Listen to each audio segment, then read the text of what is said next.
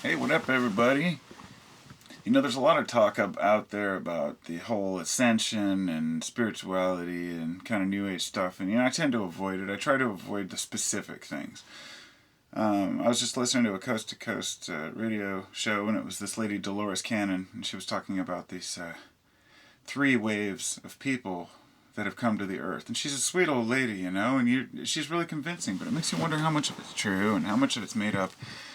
I wondered how many of these channelers really get their information from any valid source, or is it something within the brain?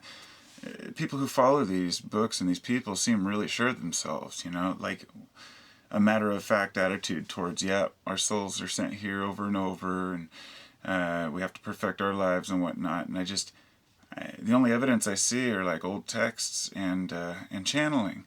And I want to believe in it. So that's why I make this. I want to ask, like, does anybody out there have anything beyond just a person who's channeling? Because that's not a very good evidence to me. And a lot of these people end up writing these books and making a lot of money and just disappearing into the woodwork. And it's a constant disappointment to see that happen. But if it is for real and some of these people are really doing this, I want to know. I want to know if people are talking to aliens from another planet.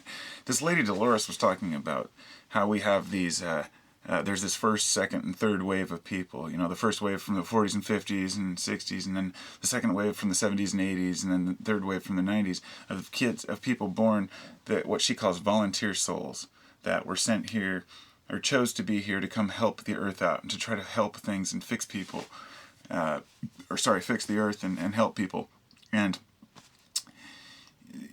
the way she describes it is, the people born in the 70s, they're in their 30s, and they're generally, people who can really, affect people and whatnot, but they don't, they're introverts, they don't like to go out in public, and it sounds just like me. And I'm thinking, okay, so there's a lot of people out there who think this sounds just like me, just like a horoscope would, and think, oh gosh, this must be true. And I just wonder, like, okay, if this is true, I want to know, like, if I'm really a volunteer soul and I've really sent myself here to try to better the earth, well, where's the proof of that, and how do I, find these things out? Or let's say, if reincarnation is really going on and I'm really, living within a world of karma that I have to consistently, try to improve upon my karma. I mean, where's the proof of that?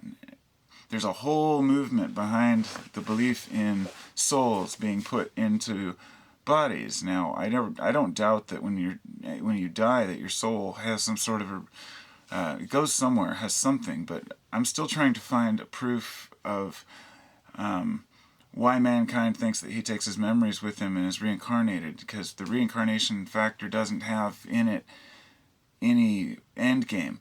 You're here to learn. From what I've been told, we're here to learn. We're here to come back and to learn new things in our new reincarnated bodies, or to perfect the previous life's problems. But I don't understand why. And I always ask why.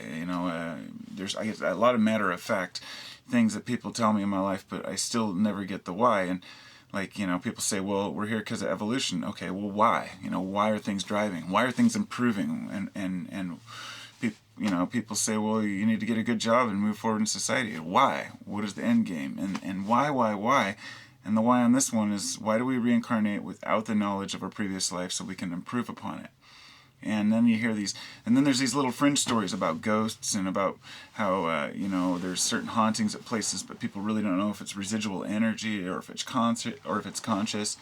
The electromagnetic residual energies and the power that's within each person to manifest the world or change their surroundings. I mean, it gets people take what they hear about, like, say somebody says, we manifest our destiny, or we can create what we want, or that everything's an illusion, and then the person instantly thinks, oh, well, that means that all I have to do is think really hard and these things appear. I'll get a boat and millions of dollars. It doesn't work that way. It's kind of like The Secret, that show. It really, basically took a shortcut to karma to say, well, here you go. If you want everything you want, you just ask for it. I mean, it was so simplistic and sad, because it's not just that. You have to have a meaning behind why you're doing what you're doing.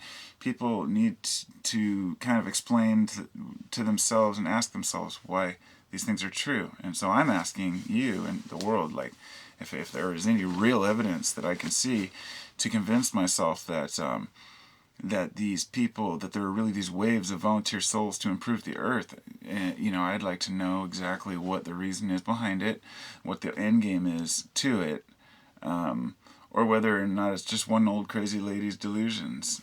I don't know. I leave it open to interpretation. Namaste.